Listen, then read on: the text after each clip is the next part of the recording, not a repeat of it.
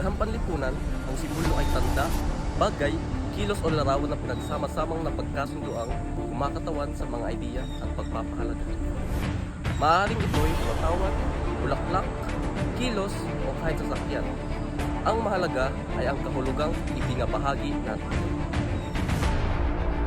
Sa Pilipinas, ginagamit natin ang simbolo upang makilala ang isa't isa. Naipasa ang tradisyon o pagbuklod ang higit 7,000 isa.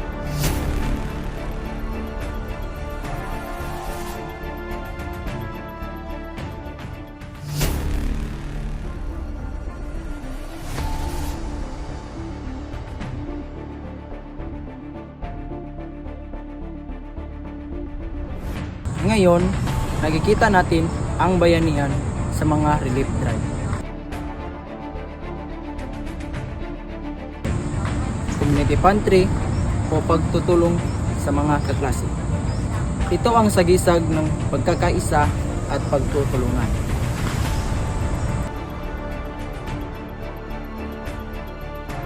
Ang Bagong Tagalog, pambansang kasuotan ng lalaki, ay yari sa telang pinya o juicy at may magagandang bulda.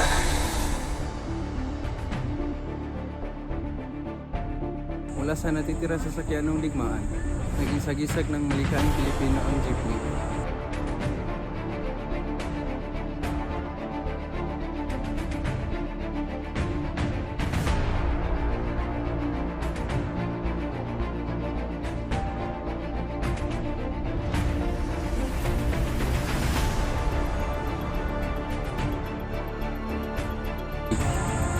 Ang makukulay na disenyo, may pangalan, larawan, at Diyos-Diyosan.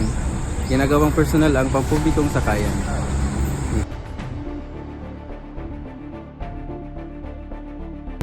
Ang sampagita ay sagisag ng kalinisan, kasimplihan at debosyon.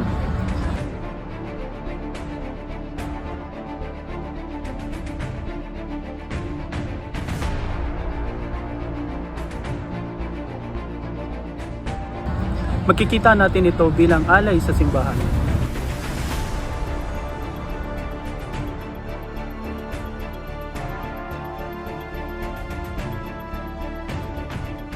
Palamuti o pagtatapos at pinaunahing sinasalubong.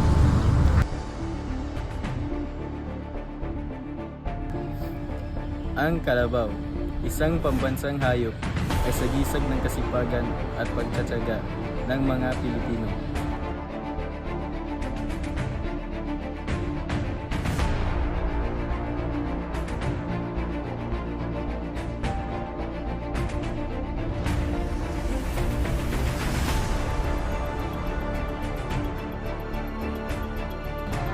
Sa maraming henerasyon, katuwang ito ng magsasaka sa pagbubungkal ng lupa at pagpapakain ng pamilya. Makapangyarihan ang mga simbolo dahil tayo mismo ang nagkakaisa sa kanilang kahulugan.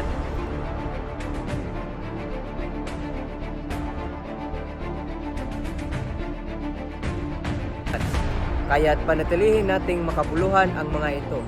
Igalang ang watawat, isabuhay ang bayanihan, ipagmalaki ang barong Tagalog, ipagdiwang ang pagkamalikhain ng jeepney, maging dalisay at magiliw gaya ng sampagita, at magsumikap tulad ng kalabaw. Ang mga simbolong ito ay hindi lang kumakatawan sa Pilipinas, kundi sa atin mismong mga Pilipino.